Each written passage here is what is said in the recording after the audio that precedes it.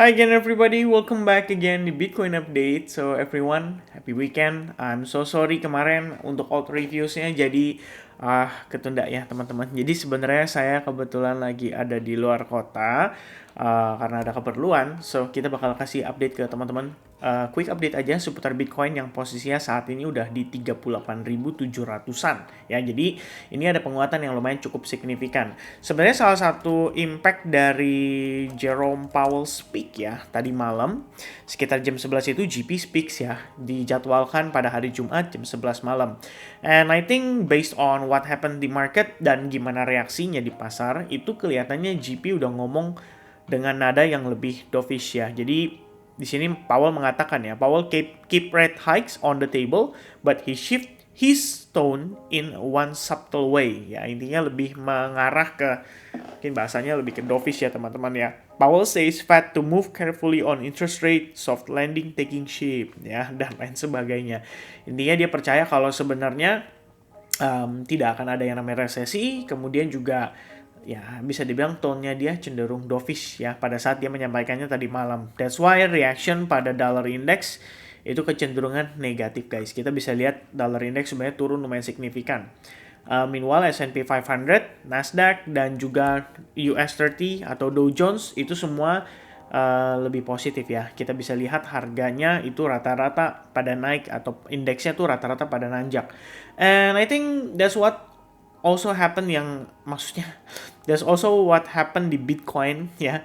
Jadi kalau kita ngelihat progress Bitcoin lebih better lagi karena kita sebenarnya masuk ke weekend, stock market tutup, market ya bisa dibilang market index ya nggak jalan, kemudian forex market juga nggak jalan, so money flow only ke satu aja aset instrumen yang bisa ditransaksikan pada saat weekend, yaitu Bitcoin dan kawan-kawan. So I think guys, this time we have a better confirmation ya. For the first time semenjak tanggal 9 November, finally kita bisa ngelihat Bitcoin closing di atas 37.800 dan per dia close di atas 37.800 teman-teman bisa lihat reactionnya kecenderungan positif. Cuman buat saya personally saya tetap remind hal yang sama ya guys soal bagaimana sebenarnya indicator stochastic RSI aja ini sudah mulai memasuki range overbought, itu yang pertama. Kemudian kembali lagi melihat pada historical ya. Jadi pergerakan Bitcoin historical menunjukkan bahwa memang sebelum harga biasanya mengalami koreksi itu ada proses yang namanya fake out atau manipulasi phase dulu. Ya, jadi ini beberapa poin yang sebenarnya kita sempat diskusikan juga dan saya rasa beberapa dari teman-teman punya pandangan yang lebih kurang sama. Jadi kalian sampaikan itu melalui komen-komen di previous video. Ya, saya sempat baca beberapa komen dan mengatakan secara point of view teman-teman juga ya bisa dibilang Bitcoin bullish tapi sebenarnya agak mengkhawatirkan karena sebenarnya based on ya previous movement ya kita bisa tahu bahwa Bitcoin itu umumnya mengalami fake out terlebih dahulu atau manipulasi terlebih dahulu before finally dia benar-benar terkoreksi. Nah sebenarnya gini teman-teman, kalau misalkan untuk spot ya kita berbicara untuk spot, saya pribadi ada melakukan akumulasi itu udah dari jauh sebelum harganya berada di titik sekarang. Jadi kita udah sampaikan ini mungkin dari November ya, dari Desember perhaps ya. Kalau teman-teman lihat dan kalian seandainya ingat tuh kita dulu pernah bahas teman-teman ya signal signal bottom ya. Signal bottom untuk Bitcoin. Ya, ini saya sudah sampaikan video ini dari tanggal 22 November ya 2022 guys. Dan di sini saya sampaikan ya soal rangkaian FUD yang terjadi di market crypto. Salah satunya yang paling worst case skenario-nya adalah soal si SBF ya pada saat itu. But for me personally sebenarnya momen itu adalah ya sebuah indikasi lah dimana kita bisa ngedapetin potensi signal bottom untuk Bitcoin pada kala itu ya. Dan tampaknya November 2022 kalau di compare dengan November 2023 ini jaraknya jauh sekali ya. Per saya bikin video itu 22 November, ini posisi harga ada di sini guys. Ya ini 22 November, which is di kisaran 16 ribuan something. Of course kita nggak bisa catch the exact bottom ya, tapi yang saya lakukan adalah along the way ya, starting from harga di sini aja sebenarnya saya udah ngelakuin akumulasi cukup banyak ya. Jadi di sini akumulasi, kemudian we have a better price, of course saya akan lakukan akumulasi untuk narik average price-nya ke bawah. Kemudian per harga nanjak dan we have retracement, ini saya akumulasi. Same as here, ya. Di sini juga saya akumulasi. Teman-teman kalau kalian lihat di Twitter saya post ya, ada history saya melakukan transaksi pada Bitcoin. This price, and also this price. Jadi memang saya share ke teman-teman ya, bukan bertujuan untuk show off atau bilang kayak oh saya berhasil nembak bottomnya di mana nih, enggak teman-teman ya, tapi lebih kepada untuk mungkin menunjukkan kepada teman-teman bahwa that's my strategy ya in terms of investing terutama di Bitcoin. Jadi dengan progres harga saat ini sebenarnya saya nggak ada masalah, saya happy aja kok ngelihat harga Bitcoin nanjak gitu ya, malah cenderung positif, cenderung oke, karena ngelihat portofolio akhirnya jadi positif ya kan, jadi profit gitu. Nah tapi di satu sisi, saya percaya next bull run, harga Bitcoin nggak mungkin di segini aja. Ya kita bisa lihat mungkin Bitcoin banyak orang proyeksiin $100.000, kemudian ada yang bilang sampai $200.000. Kita nggak tahu lah yang mana yang benar.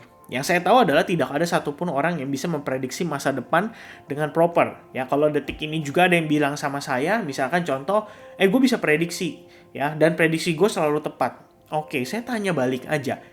Tanggal berapa, jam berapa, Bitcoin harganya berapa. Dan ini pada saat after halving, ya which is kita butuh di manakah topnya. Nah itu kalau misalkan orang bisa benar-benar prediksi 100%, saya akan tanyakan itu.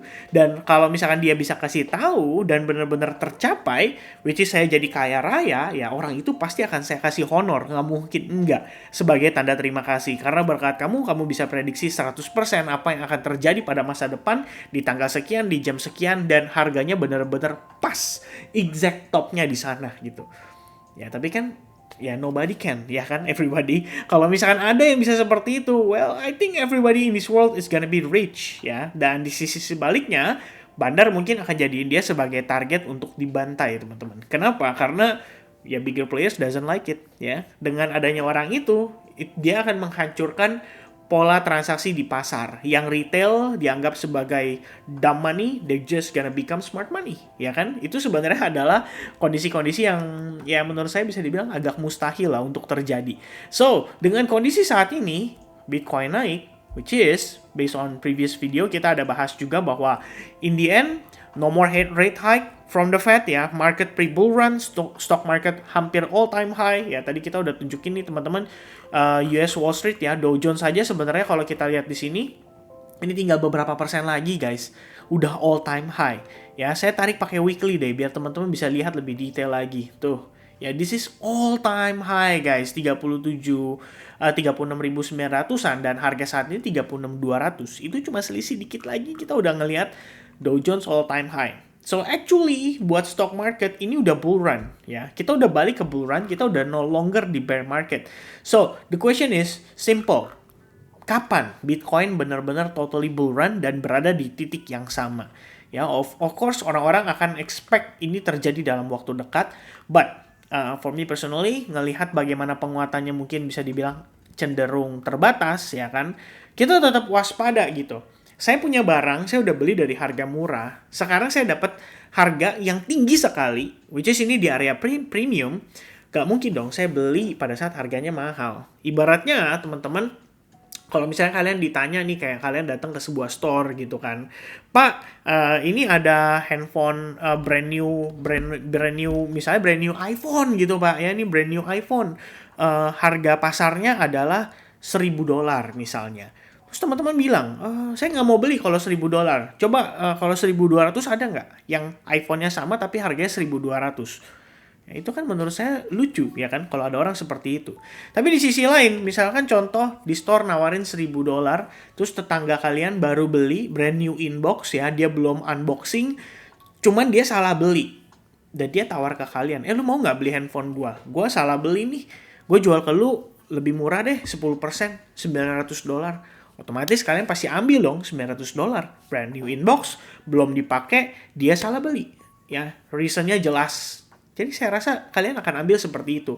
Nah, dengan posisi saat ini, harganya lagi mahal-mahalnya. Gak mungkin kita beli di atas, ibaratnya seperti itu. At least ya, kita nggak ngomongin mahal pada kondisi yang jauh sebelum ini ya, karena di 69.000 compare 38.000 ya ini oke banget harganya, ada diskon gitu kan. Akan tetapi, kita tahu next year ya, itu kuartal 1 Bitcoin akan halving. Itu sebenarnya perkiraan karena blok kesekiannya kelihatannya akan soft di sana gitu ya pada sekitar kuartal pertama.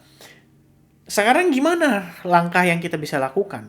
Kalau saya pribadi buat spot, saya udah punya barang, saya cuma tinggal keep barangnya. Memang saya udah pertahankan barang ini untuk next bull run. And if price give me discount, I will buy more. That's it, teman-teman. Ya, at least I just want to see can we have more discount. That's the first thing yang akan saya lakukan untuk spot account saya. Dan teman-teman sebenarnya nggak perlu khawatir kalau misalnya kita ngelihat kayak altcoins. Kok gimana altcoins pada saat next bull run? Pasti nanjak nggak dan lain sebagainya. Teman-teman akan ngelihat Bitcoin nanjak duluan. Karena itu udah merupakan siklus. Ya, starting dari Bitcoin dominance itu benar-benar mendominasi market. Bitcoin dominance mungkin akan cenderung bullish banget. Dan ketika Bitcoin dominance cenderung bullish, teman-teman pasti tahu dong ya, what will happen next ya with the market. Ya, of course, altcoins-nya bakal slowing down. Habis dari Bitcoin-nya nanti udah nge-push banget. Pindah ke Ethereum pindah ke top 5 market cap ya, yang terbesar-besar. Kemudian baru ke altcoins medium cap sampai ke low cap atau biasa orang bilang dengan istilah alt season.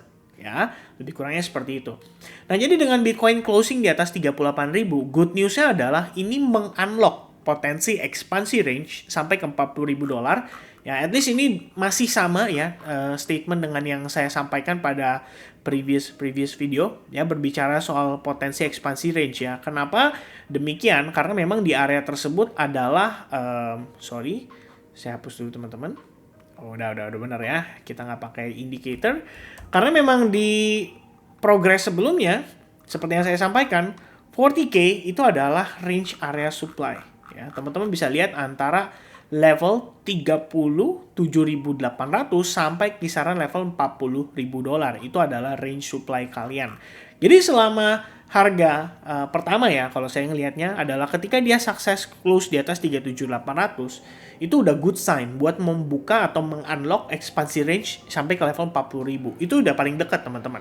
Kemudian, apa yang akan terjadi when Bitcoin reach $40.000 ya, nobody knows ya, apakah akan ada rejection, apakah bigger players akan taking profit, di situ kita yang nggak tahu teman-teman. Tapi buat saya sebenarnya simple, lihat time frame kecil 4 jam ya, lihat time frame kecil 1 jam, teman-teman lihat strukturnya gimana. Apakah kondisinya kita saat ini dalam keadaan bullish? Ya kalau dalam keadaan bullish, simple, kita tinggal maintain aja. Ya, kita punya bias itu tetap dalam keadaan bullish. That's why sampai dengan kemarin pun ya, ini tadi malam kita ada sempat ngelakuin live streaming ya, iseng-iseng ya teman-teman, pada saat saya lagi di hotel. Discussion kita sebenarnya simple. Rata-rata view kita di altcoins itu cenderung bullish. Nah, teman-teman tinggal pintar-pintar aja nih cari market yang secara structure itu bagus ya. For example, misalkan kalian bisa ambil TIA. Ya, ini secara structure bagus banget. Harga break dari ascending triangle and keep going up gitu. Kemudian kita ngelihat ada OGN yang juga sama-sama bagus ya kan. Kita punya VeChain juga yang posisinya saya saat ini udah lagi ongoing open position ya. Ya, currently going up ya, lumayan oke nih teman-teman ya. VeChain sebenarnya udah ketunda beberapa hari terakhir ya. Sempet ada yang nanya kan waktu lagi live streaming. Terus juga waktu lagi voting di Telegram, ya kan, teman-teman, bukan voting Telegram lah, kayaknya beberapa waktu lalu altcoins ada yang request VeChain. Cuma saya tanya nih, mau nggak nih kalau misalkan kita bahas ya 250 reaction, kita bahas soal price actionnya. And I think it's already moving ya, at least dari beberapa hari terakhir ya, ini udah mulai jalan teman-teman. And personally, I have Avalanche, kemudian ngelihat lagi ada Pendle ya, Pendle juga lumayan oke. Neo, High, dan masih banyak lagi sebenarnya optionnya.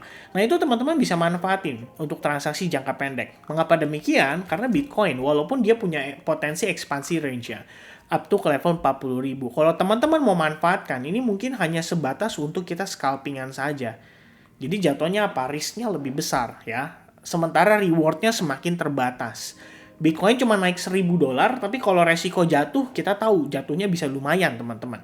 That's why, ya mungkin sebagai antisipasi aja lah, atau bentuk antisipasi, saya selalu remind hal yang sama ya, saat ini untuk di Advance Group. Kita ngelihat Bitcoin naiknya tambah lama, tambah slow, momentumnya tambah melemah, ketika market yang lain udah nanjaknya kencang banget, kenapa sih Bitcoinnya masih slow, ya kan, nggak sekencang yang lain? Probably, the only reason adalah satu, kita belum dapat diskon. Pada saat diskon nanti terjadi, saya rasa itu bakal dimanfaatkan dengan baik oleh para institusi untuk mereka melakukan yang namanya akumulasi.